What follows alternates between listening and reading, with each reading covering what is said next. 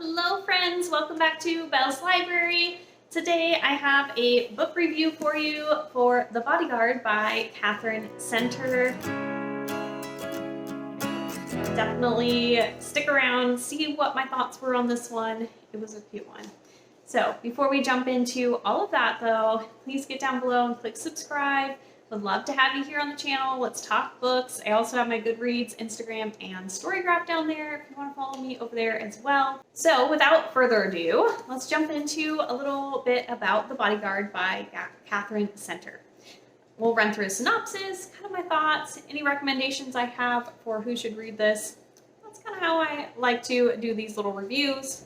In this lovely book, The Bodyguard, we are following Hannah and Jack. And Hannah, she may look like a kindergarten teacher, but she is actually a bodyguard, and she is one of the top bodyguards at her firm, whatever you want to call it, and she is going to be basically taking care of Jack, who is a very popular movie star that has a corgi breeding stalker, and he has kind of fallen out of the public eye after an accident with his brother a couple years ago.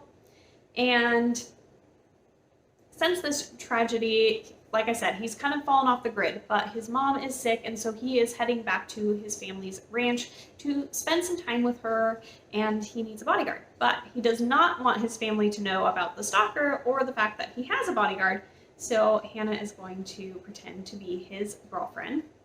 And that's how they're kind of playing this. So we do have some fake dating happening here. If you like that trope, this one's a really cute one. Now, I've come to realize that, at least for me so far with my Katherine Center reading, she does books that are a little bit extra sweet. There's a little bit extra kind of dramaticness to them, and they're a little extra sickly sweet, which personally I have no problems with.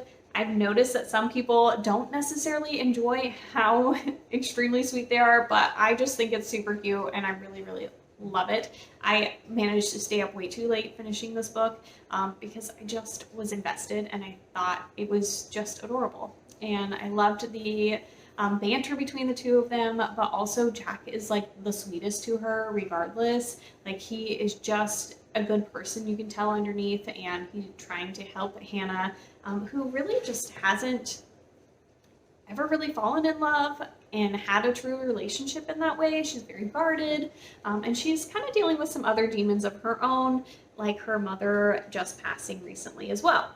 Hannah is also maybe a smidge of a drama queen at times, but she's also like a total boss at work. Like, she is top-notch, the best, and I can really appreciate the fact that a woman is going to, you know, do a good job, and she appreciates that she wants to work and do what she wants to do at work and do it well. And she's in a career that is mainly male dominated, and a lot of people don't take her seriously. So she's really gotta kind of show a little extra just to prove her point that she is capable and can do this job. And it's not just all about being this big brawny guy, but also about just avoiding ever getting to those points where you need all of that extra muscle and brawn.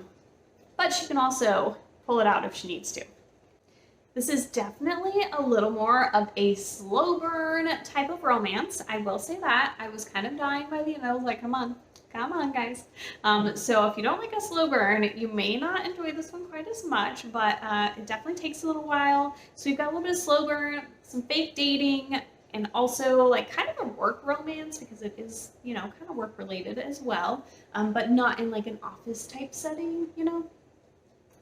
I will say that one of the things that I don't know that fully worked within the story was there is some extra backstory on what happened between Jack and his brother, that kind of, you know, this family tragedy. And I know that that was supposed to be adding some extra depth into the story, but it never really hit as hard as I feel like it was meant to.